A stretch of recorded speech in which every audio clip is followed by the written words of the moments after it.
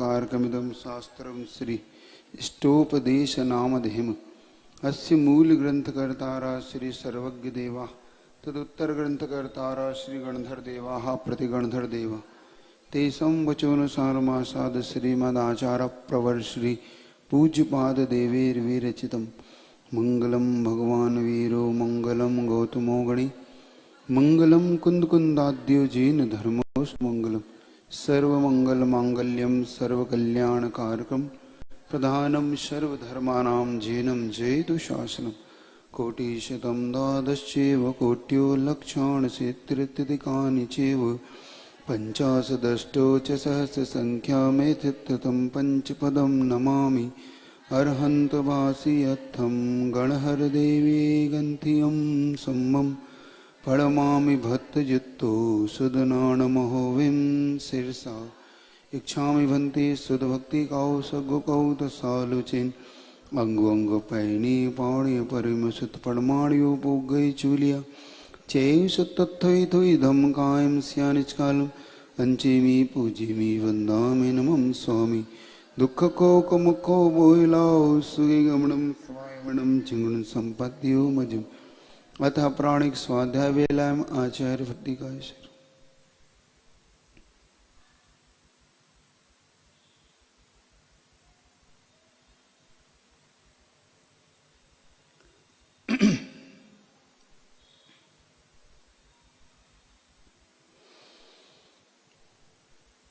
सृजलति पारिगेभ्यः सुपरमति विभावना पटुमतिभ्यः सुचरित तपोनिधिभ्यो नमो गुरुभ्यो गुणगुरुभ्यो छत्तीस गुण समज्ञे पंचविहाचारकरण संदर्शे शिष्यानुग्घ कुशले धम्मायिरी सदा वंदे गुरुभक्त संजमेणय तरन्ति संसाय सायरं घोरं छिन्नति अट्टकमं जम्मन्मरणं न पाविन्ति ये नित्यं वत मंत्र होम निरता ध्यानाग्निहोत्राकुला षट्कर्मा विरपास्तपो धंधना साधुक्रिया साधव शील प्रावर्णा गुणपारणा चंद्रार्जते ज्योतिका मोक्षद्वार कपाट पाटन भटा पीडन्तु मां साधव गुरुवापान्तु नो नित्यं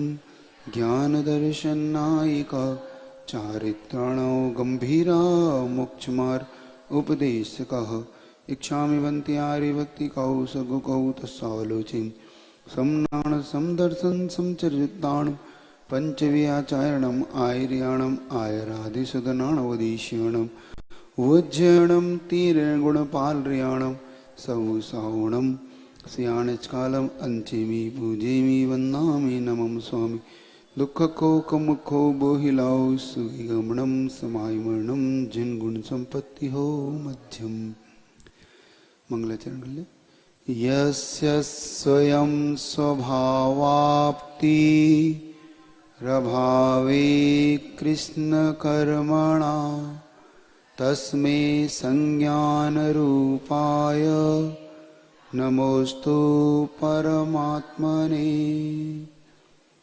कल गाथा नंबर 13 में आचार्य भगवान के द्वारा बताया गया किस प्रकार से यह व्यक्ति धन का अथवा अन्य वस्तुओं का अथवा अन्य मित्रों संबंधियों का लाभ पाता है, लेकिन कितनी दुर्लभता से या कितनी कठिनाई से उनका समागम होता है, फिर उनकी रक्षा में कठिनाई और बाद में उनके नष्ट होने पर यह जीव दुख को पाता है।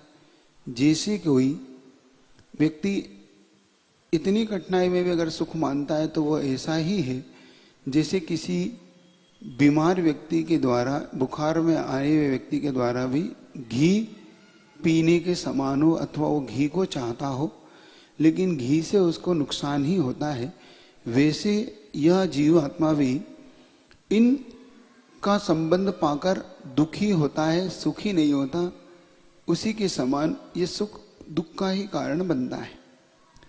आगे इसी को बताते हुए आचार्य प्रविष्टि कहते हैं कि अगर ऐसा ही है तो शिष्य आश्चर्य की बात कहते हुए कहता है कि जब इतनी मुश्किल से संपत्ति अथवा धन इत्यादि कमाई जाती है और ये दुख को देने वाला भी है, तब ऐसी संपत्ति को व्यक्ति छोड़ क्यों नहीं देता?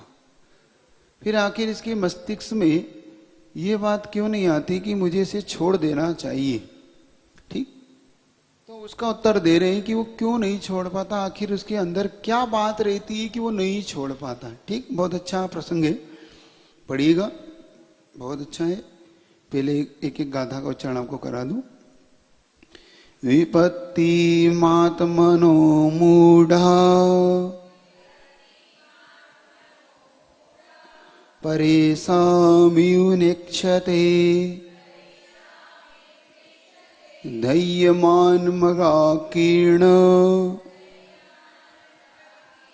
वनांतर तरुस्थवत्। देखो पूरी एक बार उच्चारण कर लो ताकि आपको हो जाए याद। विपत्ति मात्मनो मूढ़ परेशामेव नेक्ष्यते दह्यमान मृगाकीर्ण वनांतर तरुस्थवत्। अब बहुत अच्छा प्रसंग को बताते हुए महाराज ने स्पष्ट किया। महाराज ने दोनों तरफ से बात को समझाने का पुरुषार्थ किया अपने लिए कि हमारी जो विचारधारा है वो कैसी है। महाराज उसमें बताते हैं विपत्ति आत्मनो मूढ़ा, यह संसारी जीव विपत्ति मतलब संकट आने पर आत्मनो उस मूढ़ व्यक्ति के समान हो जाता है। परिसाम इव निक्षते, मात्र दूसरों को ही देखता रहता है। क्या? कोई व्यक्ति मात्र दूसरों को तो परेशानी में देख रहा है लेकिन अपने आने वाली ऊपर आपत्ति को नहीं देख पा रहा। विपत्ति आत्मनु, अपनी आने वाली विपत्ति को ना देखकर परेशान इव नेक्षते, पर को ही देखता है। कैसे? दह्यमान मगाकीर्ण, जिस प्रकार से जंगल में आग लगी हो और एक व्यक्ति एक वृक्ष पर बैठकर दूसरे पक्षी पशु पक्षियों के लिए देख रहा है कि देखो ये सब जल जाएंगे, ये जल जाएंगे, लेकिन उसे ये नहीं कि मेरा भी वृक्ष अभी जलने को होने वाला ही है। मतलब स्वयं उस जलते हुए वृक्ष, आसपास वृक्ष जल रहे हैं और उस अपने वृक्ष पर बैठ के सोच रहा है कि देखो ये सब जल रहा है, लेकिन उसे ये बुद्धि नहीं आ रही कि मेरे वृक्ष में भी आग लगने वाली है, मैं भी जल के मर जाऊंगा। अपने आप को बचाने का पुरुषार्थ नहीं कर रहा, दूसरे पे दया कर रहा। क्या कर रहा वो? ओहो देखो इनको कोई बचा ले, कोई बचा ले। स्वयं तो बचो, तुम्हारा भी तो जलने वाला है, लेकिन नहीं, है ना। दूसरे के, अपना घर अगर कांच का हो तो दूसरे के घर पे पत्थर नहीं फेंकते, है ना। अपना घर जब कांच का हो तो दूसरे घर पत्थर नहीं फेंकना, क्योंकि आपका भी घर फूटने वाला है अगर आपने किसी के घर पत्थर फेंका तो एक कहावत तो ये हो गई, ये तो अन्य तरीके से हो गई, कोई बात नहीं, इससे भिन्न हो गई। फिर भी आने वाली आपत्ति को देख नहीं पाते हम लोग। हर व्यक्ति एक दूसरे को संबोधित तो करता है ना। कैसे? जैसे किसी के घर किसी का मरण हो जाए तो सभी उसे समझाने अड़ोसी पड़ोसी जाते हैं, भैया ये तो होता है, संसार में जो आएगा वो जाता है, अब इसमें ज्यादा दुख मत मनाओ, अब शांति पाओ, थोड़ा सा धैर्य रखो, धर्म ध्यान करो, धर्म पे विश्वास रखो। और जब अपने होता है तो पड़ोसी आता है संभालने, आप आए थे हमारे यहाँ, अब हम आपके यहाँ आ गए, आप भी थोड़ा धैर्य रखो। होता है, सब आता है तो जाता है, ऐसा आपने उस दिन बोला था, तो हम भी आपको बता रहे हैं कि आता है तो जाता है, इसलिए आप भी ज्यादा टेंशन मत करो। तो उसे ये नहीं पता कि मैं इन्हें तो समझा रहा हूं और मुझे भी, मेरे साथ भी ये घटने वाला है। ऐसे ही हम एक दूसरे की विपत्ति को देख रहे हैं, लेकिन आने वाले स्वयं की विपत्ति को हम कभी भी नहीं देख पाते।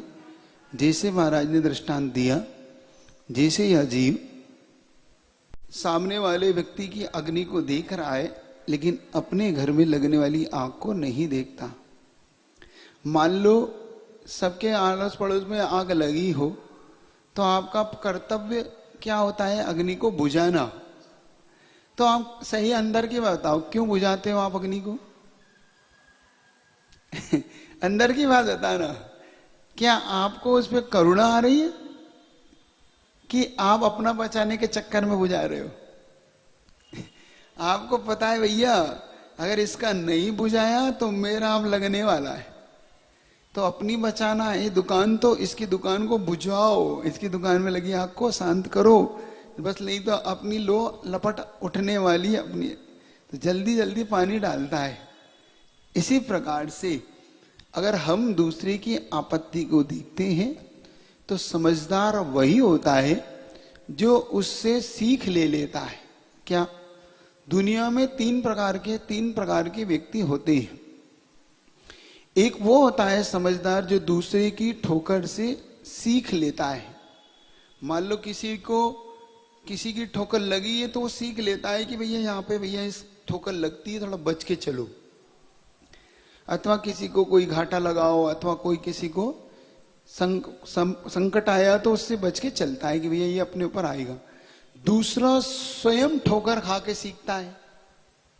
पहला दूसरे से सीख लेता है, दूसरा फिर उससे नहीं सीखता तो स्वयं ठोकर खा के सीखता है कि भैया हाँ अब समझ में आया, वो गलती कर गई, ये गलती तो मैंने भी कर दी। तीसरा होता है ना पहले से सीखता है ना स्वयं से सीखता है, वो हमेशा ही ठोकरें ही खाता रहता है। वो दोनों कंडीशन में नहीं सीखता। वो पहले से भी नहीं सीखता कि उसके साथ क्या व्यवहार हुआ।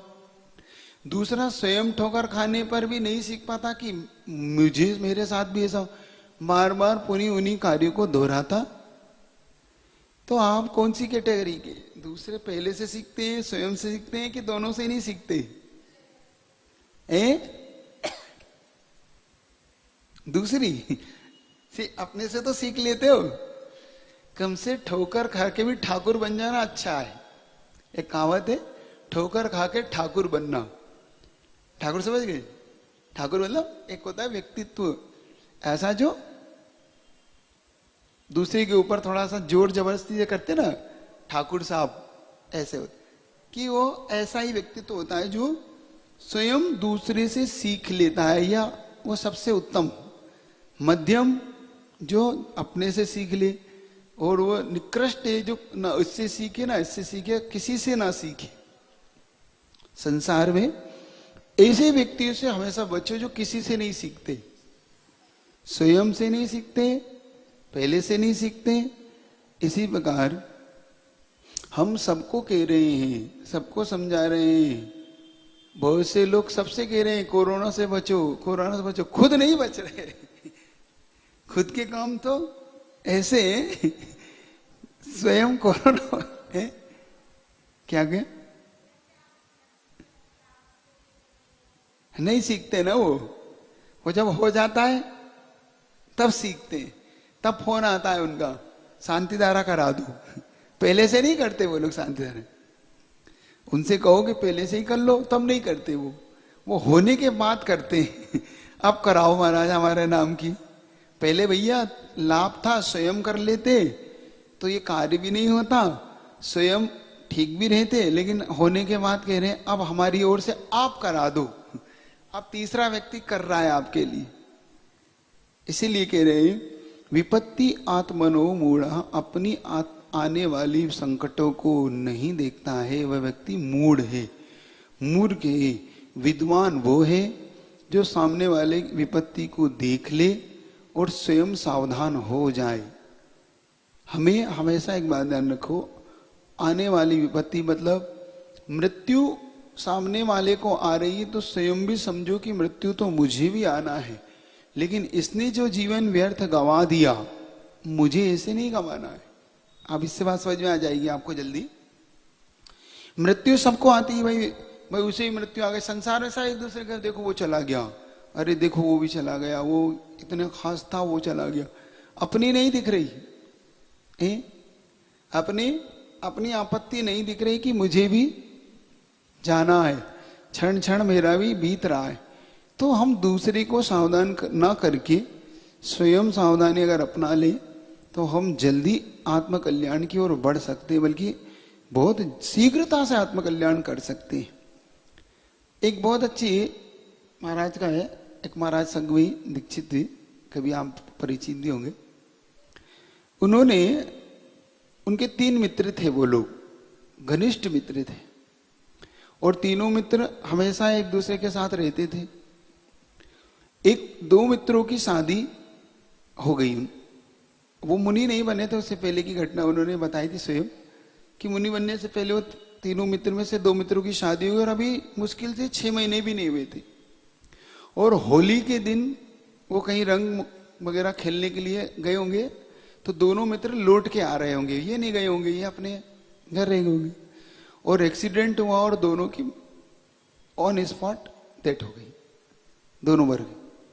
जब ये उनकी दोनों की अर्थी को लेके शमशान पहुंचे, तो शमशान पहुंचने के बाद दृढ़ संकल्प कर लिया कि अब मैं ये जीवन नहीं जीऊंगा, मैं इससे हट के जीवन जीऊंगा, क्योंकि ये जीवन जीते हुए मैंने देख लिया मेरे मित्रों को कि मेरे मित्र जिनके विवाह अभी 6 महीने पहले हुआ था, जिन्हें अभी साल भर भी नहीं हुआ, वो मेरे देखते ही देखते चले गए। उन्होंने भजन भी लिखा इसमें, आचार्य मुनि प्रणम्य सागर जी के जीवन की घटना है, उनके जीवन की घटना है। उन्होंने इस पे भजन भी लिखा है, जिंदगी जिंदा कहां, बहुत अच्छी हो, कभी आप पढ़िएगा सुनिएगा उसको। तोड़ लाऊं आसमां से चांद सारे, ये थी मेरी आरजू। बहुत अच्छा है वो भजन, कभी इसी शाम को करेंगे कभी। लेकिन आप उन्होंने जीवन बदल दिया अपना, और जीवन के रास्ते को बदल के उन्होंने मोक्ष मार्ग में लगा लिया। क्यों? क्योंकि उन्हें अपने मित्रों से शिक्षा मिल गई। अब स्वयं इसके लिए अपने को मरने की जरूरत नहीं। अब शिक्षा के लिए स्वयं पे आने वाले संकट को हम नहीं देख पा रहे हैं, ये हमारा कितना बड़ा अपराध है। तो वो समझदार निकले कि उन्होंने दूसरे से शिक्षा ले ली। अब कुछ होते हैं, कुछ अपने पे आती है तब शिक्षा ले लेते हैं। इसीलिए कह रहा था मैं कि उन्होंने स्वयं अपने आप को उससे शिक्षित कर लिया कि जीवन अगर इतना दुर्लभ है, मृत्यु कभी भी अगर आ सकती है, तो मुझे भी इस मृत्यु के आने से पहले ही कुछ ऐसा कर गुजरना है जिससे कि मैं कुछ अपने जीवन का उत्थान कर सकूं। ये भावना जब इस गाथा को अपन पढ़ते हैं तो हमारे स्वयं का आकलन हमें करना है। ये गाथा दूसरे के लिए नहीं है, स्वयं अपने आकलन के लिए है कि हमारा जीवन कैसा है, कि हम स्वयं विचार करें कि अगर हम इससे भी सचेत नहीं हुए तो हम मूढ़ हैं। कैसे हैं हम? मूढ़ यानी मूर्ख। लोक मूढ़ता थी ना, लोक मूर्खता, ऐसे ही लोक मूढ़ता यानी मूढ़ यानी मूर्ख हैं हम अभी भी अपने जीवन को उठाना नहीं चाहते, ऊपर नहीं बढ़ना चाहते, मात्र दूसरे के लिए हम दया भाव ला रहे हैं। क्या हमने कभी इन अपंग व्यक्तियों को देख के, इन भिखारी व्यक्तियों को देख के, गरीब व्यक्तियों को देख के कभी हमारे मन में विचार आता है कि ये गरीब क्यों है? हमारे मन में ये विचार तो आता है कि इनकी कोई सहायता करे, इन्हें भगवान कुछ दे दे, कुछ पैसा दे दे, इनको खाने को दे दे, ठंड में कोई ठिठुर रहा है तो भाई इसको कुछ साल कंबल दे दो। कोई गरीब है, कोई धन बहुत बड़ा सृष्टि था, बहुत बड़ा धनवान था, वो आके अब बिल्कुल भिखारी हो गया दर दर का। उन्हें देख के हमारे मन में क्या आता है कि ये लोग, इनके साथ अच्छा नहीं हो, भगवान इनके साथ अच्छा हो जाए। क्या ये चिंतन आता है कि इनके साथ ऐसा क्यों हुआ? कारण खोजने का मन होता है। कारण खोजोगे तो आपको इनका कारण पता पड़ेगा कि ये भी कभी अमीर थे, ये भी कई भावों में ये भी कोई अच्छे व्यक्ति थे। ये आज अपने पैर पे स्वयं कुलाड़ी मारने वाले व्यक्ति वो हैं जिन्होंने उस जीवन को पाके खोया है। ये दर दर के भिखारी यूं ही नहीं बने, इन्हें आज भीख मांगने की आवश्यकता यूं नहीं पड़ी है, क्योंकि इन्होंने अमीर बनकर जब धन का दुरुपयोग किया, पापों में तो इन्होंने खूब खर्च किया, व्यसनों में, पापों में, शराब में, सप्ति व्यसनों में खूब उड़ाया उस समय जब धन था। तो उसका धन का दुरुपयोग का परिणाम ये निकला कि आज ये एक एक पाई पाई को मोहताज हो गए। क्योंकि जो अपने अधिकार का दुरुपयोग करता है जीवन में, प्रकृति उसे कभी उस अधिकार से वंचित करने में समय नहीं लगाती। समझ रहे हो? मान लो आप जैन कुल में जन्म लिया, तो जो जिनेतर भाई हैं उनके लिए आपके मन में दया आती, काश इनको भी सच्चे देव साधुओं का समागम मिल जाता, ये भी सम्यक दृष्टि बन पाते, ये भी अच्छे कार्य कर पाते, इन्हें भी मुनियों को आहारदान देने का कम से कम अवसर मिल पाता, इन्हें भगवान का अभिषेक करने का अवसर मिल पाता। आता है ना मन में? कभी कभी आता है। बहुत से जो अच्छे धर्मात्मा लोग होते हैं उनके मन में आता है जो, लेकिन मुझे ये विडंबना तब लगती है कि स्वयं जैन कुल में होकर स्वयं अभिषेक नहीं कर रहे, उनके लिए भावना भा रहे कि ये इनको मिल जाता। तुम क्या कर रहे हो? स्वयं जैन कुल में उत्पन्न होकर आहारदान नहीं कर रहे, दूसरे के लिए सोच रहे काश ये भी आहारदान दे पाता। आपने क्या किया?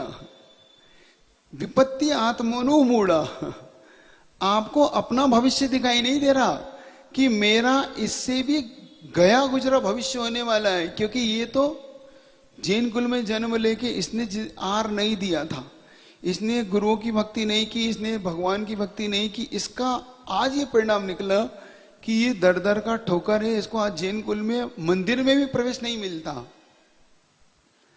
जिन्हें मंदिर में प्रवेश नहीं मिलता, जिन्हें आप अन्य अन्य उससे जानते हो नामों से, उनके बारे में सोचते हो तो अपने बारे में भी सोचो, कहीं मेरी ऐसी दशा ना हो जाए, कहीं ऐसा ना हो कि मुझे ये तो बेचारा मंदिर तक बाहर तक भी आ रहा है, मुझे मंदिर में भी प्रवेश ना मिले।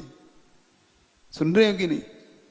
अब समझ में आएगा आपको कि कारण ये महाराज ने क्यों दिया कि हम अपने आने वाले भविष्य को नहीं देख रहे, हम उन तिर्यंचों को तो देख रहे हैं जिन पे अत्याचार हो रहा, जिन्हें स्लेटर हाउस में लटका के गर्म पानी डाला जा रहा है, उनको काट दिया जा रहा है, उनके प्रति दया आ रही है। करना भी चाहिए, मना नहीं कर रहा मैं, दयावान आपको होना भी चाहिए, दया आना भी चाहिए, लेकिन आने वाली विपत्ति आपके ऊपर भी ये घट सकती है।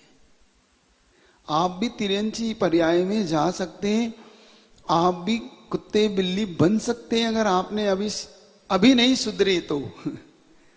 आज नहीं बदले तो तय मानो वहां जाके कोई आप उम्मीद मत करो कि जैसे वो भटक रहे हैं, वो आज दुख पा रहे हैं, आज नरक के दुख पा रहे हैं, आज तिरंज गति में भूख प्यास के दुख को झेल रहे हैं, दूसरे की मार को झेल रहे हैं, दूसरे की दुत्कार को झेल रहे हैं, है ना?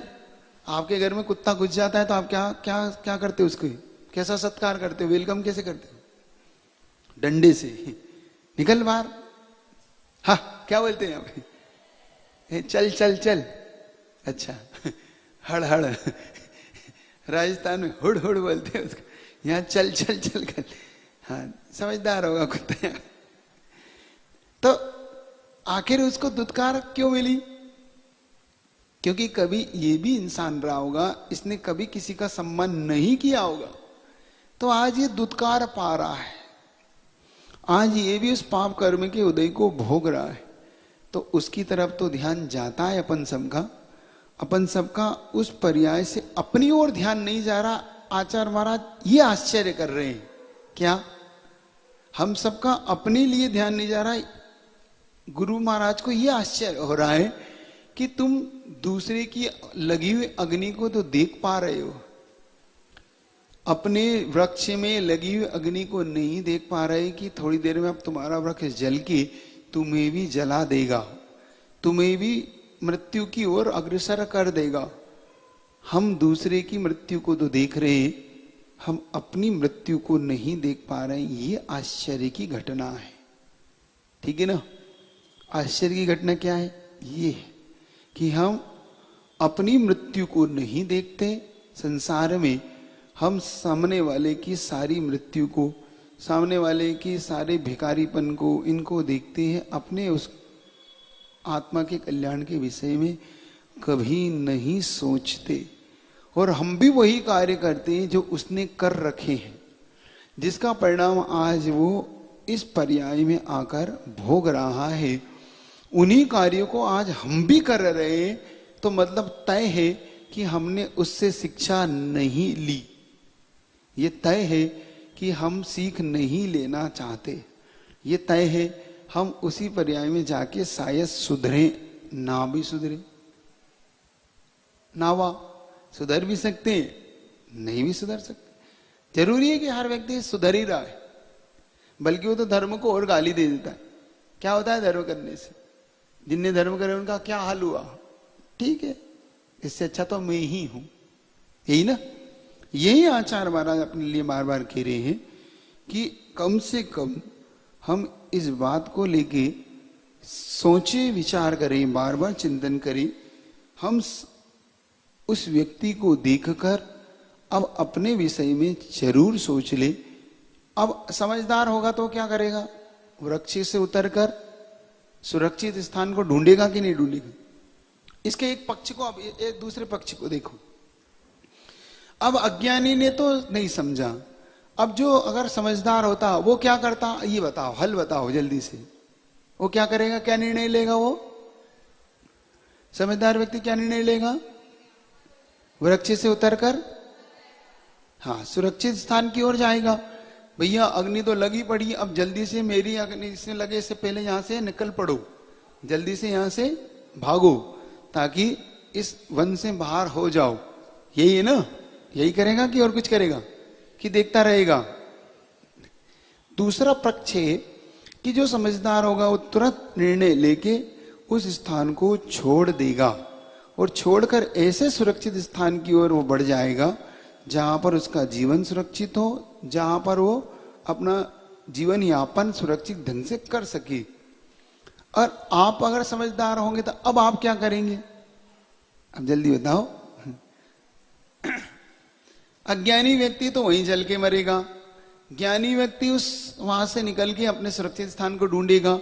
आचार्य महाराज ने हमें दो विकल्प दे दिए। अब आप अगर अज्ञानी हो तब तो कोई बात ही नहीं है, लेकिन आप ज्ञानी हो, और आप ज्ञानी हो तो अब आप क्या सोच रखा है जल्दी बताओ। अब आपको पूरा संसार दिख रहा है, संसार के सारे दुख दिख रहे हैं, संसार में क्षण क्षण हर व्यक्ति कष्ट को पा रहा है, हर व्यक्ति मृत्यु की ओर जा रहा है, हर व्यक्ति दुखों को उठा रहा है, कोई किसी पर्याय में, कोई किसी पर्याय में, कोई भीख मांग के, कोई अन्य अन्य प्रकार से, कोई कुत्ता बिल्ली तिर्यंच पर्याय में जाके दुख उठा रहा है। तो आप ज्ञानी हो, आपने मान ही लिया, आपने कह दिया हम ज्ञानी है, तो आपने अब निर्णय क्या ले लिया? आप सबने बैठ के मतलब इस संसार को छोड़ने का निर्णय तो लिया ही होगा। जब पूरे वन में आग लगी है तो वन की आग को देखकर ज्ञानी व्यक्ति ने उस वन को छोड़ दिया। तो इस संसार में दुख को देखकर आप लोगों ने क्या निर्णय लिया? छोड़ने का निर्णय लिया कि जलती पड़ोसी की अग्नि को देख के बस खुश हो रहे हो कि भैया मैं बचा हूं, मेरा कुछ नहीं होगा? आप बोल नहीं रहे आप लोग कुछ, शायद या तो बात में समझा नहीं पाया या आप नहीं समझने का नाटक कर रहे या आप नहीं समझना चाहते आखिर। क्योंकि बहुत से व्यक्ति इसलिए बात को समझना नहीं चाहते कि कहीं समझ के उलझ ना जाए। बहुत से व्यक्ति समझना नहीं चाहते। अच्छा, बहुत से व्यक्ति क्यों जानकारी नहीं लेते मालूम आपको?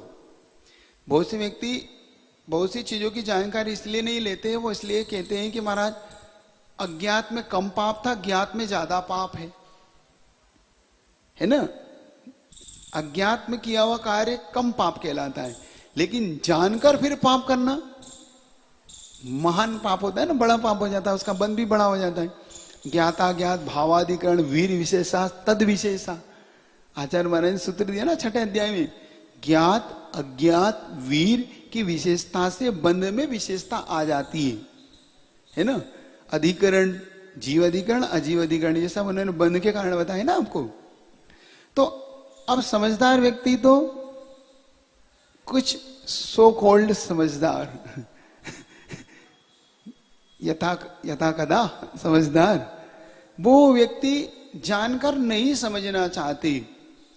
उनसे बोलो कि देखो इन पदार्थों में ये मांसाहारी ये बताओ, बस देखो भैया मैं तो सुनना भी नहीं चाहता। क्यों? क्योंकि मैं सुनूंगा और छोड़ना पड़ेगा तो मैं छोड़ तो पाऊंगा ही नहीं, और मैं सुन के फिर खाऊंगा तो ज्यादा पाप लगेगा। तो इसलिए मैं बिना सुने खाना चाहता हूं, ताकि मैं सुनूंगा नहीं तो कम पाप लगेगा। ध्यान रखना है, इसमें दुगना पाप है। पहला पाप तो मायाचारी का कि आप जानना नहीं चाहते, सुन रहे हो। दूसरा पाप आप जो उस हिंसक पदार्थ का उपयोग कर रहे हो उसका तो पाप लग ही रहा है। दूसरा महान पाप आप ये कर रहे हो कि मैं जानबूझकर नहीं जानना चाहते ताकि मुझे छोड़ना ना पड़े, ये मायाचारी का पाप भी है। ध्यान रखो, सुन रहे, आप समझ में आ गया। तो आप कम से कम जानकर कम से कम उस बीज से बच रहे थे, वो भी आपने छोड़ दिया कि मुझे जानना ही नहीं। बहुत से लोग ग्रंथों को इसलिए नहीं पढ़ते कि देखो पढ़ने के बाद सारे पाप पता पड़ जाएंगे तो इनको छोड़ेगा कौन, मुझे तो छोड़ना है ही नहीं। अब मुझे छोड़ना नहीं है तो मैं तो पढ़ता भी नहीं। More study more confusion, no study no confusion, मैं तो पढ़ता ही नहीं, है ना। इसलिए पढ़ना ही नहीं, मुझे तो झंझट ही नहीं, पढ़ूंगा ही नहीं तो कुछ करना नहीं। लेकिन ध्यान रखो ये मायाचारी भी कहलाती है। अगर आप जानबूझकर वस्तु को नहीं जान रहे हो, जानबूझकर अपनी इस आत्मा के कल्याण के मार्ग को नहीं सुनना चाहते हो, तो ध्यान रखो आगे जाके ये मार्ग आपको किसी भी सूरत में नहीं मिलेगा। क्योंकि आप जानबूझकर, एक भजन है एक बहुत अच्छे कवि का, जानबूझकर अंध बने आंखें बांधी पाटी, रे जिया जग धोखे की टाटी। बहुत अच्छा है, कभी आपको मिल जाए तो सुनना। रे जिया जग धोखे की टाटी, जान बूझ कर अंध बने हैं आंखें बांधी पाटी। आंख पर पट्टी बांधकर अंधे बन गए, मुझे देखना ही नहीं। रे जिया जग धोखे की टाटी, ये जग कैसा है? धोखे की टाटी, टाटी मतलब ये धोखे का घर। ये जग धोखे का घर है, बस जानबूझकर अंधे बने हुए अपन सब। आंखें बांधी पाटी, आंख पर पाटी मतलब पट्टी, पट्टी बांध लिए और हम किसी को देखना नहीं चाहते ताकि हमें। बिल्ली क्या सोचती है? वो जब दूध पीती तो क्या सोचती है? मुझे कोई नहीं देख रहा है। फिर क्या होता है? फिर बिल्ली के साथ क्या होता है? जब पीछे से मालिक डंडा देता है, वो घर का मालिक, जब दूध, बिल्ली ऐसे आराम से दूध पीती, मुझे कोई नहीं देख रहा, जब पीछे से डंडा बेलन फेंक के मालकिन मारती है, तब पीठ पे जब पड़ती है तो बिल्ली भागती, ओहो मुझे तो देख लिया, पड़ गया डंडा, है ना, होता है ना। बिल्ली को ऐसे ही भगाते हो कि नहीं? ऐसे ही भगाते हो ना, कुछ भी हाथ में आया और दे मारा, तब उसे समझ में आता है कि मुझे तो देख रही। ऐसे ध्यान रखो, आपको भी देख रहा है कोई ना कोई। नहीं देख रहा? देख रहा है कि नहीं देख रहा? नहीं देख रहा कोई, हमें कोई नहीं देख रहा, कोई ना कोई हमें देख रहा है। सावधान, आप मत सोचें कि आपको कोई नहीं देख रहा है। एक पिता ने अपने पुत्र के साथ कहीं जा रहा था, तो पिता ने कहा देखो भगवान सब कुछ देखता है। क्या? भगवान सब कुछ जानता है, भगवान सब कुछ देखता है। अब ये बात बच्चे को याद रह गई। बच्चे बच्चे होते बड़े, दिल उनका बड़ा साफ सुथरा होता है, मन के अच्छे होते हैं, दिल के सच्चे होते एकदम। अब उन्हें जैसा पढ़ा दिया जाए बचपन में वो वैसा ही बिल्कुल, थोड़े बड़े होने पे बिगड़ जाए एक अलग बात है।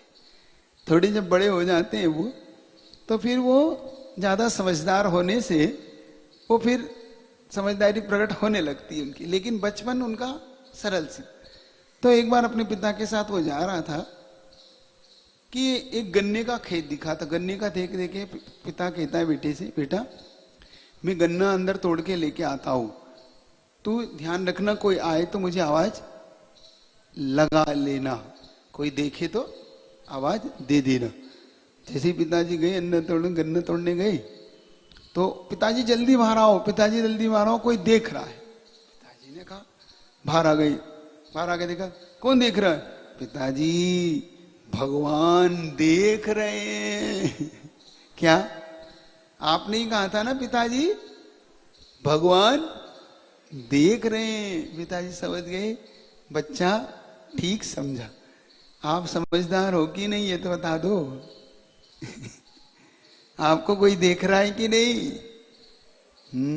अपने भगवान कैसे हैं? सर्वज्ञ हैं। उनके केवल ज्ञान में हमारा सब झलक रहा है कि नहीं?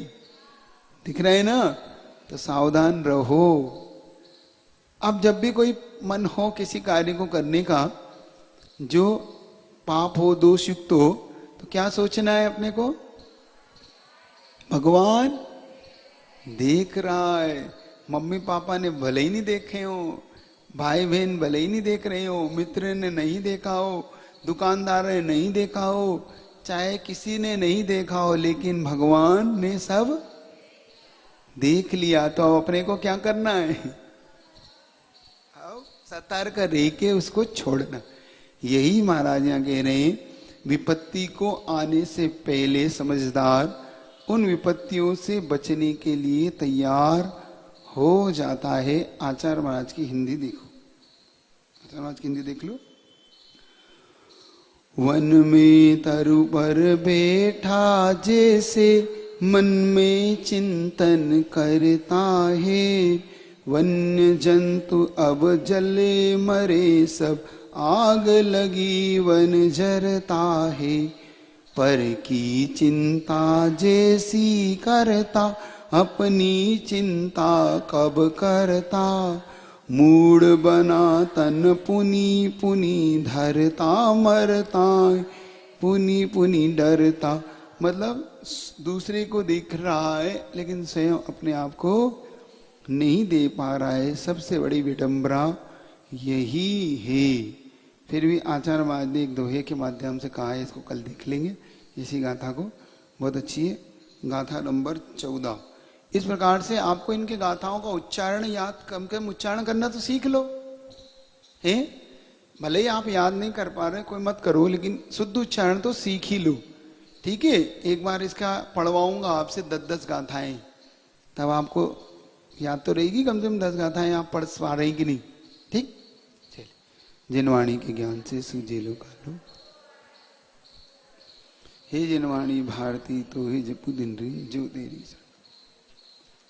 ठीक 6:15 पे शाम को।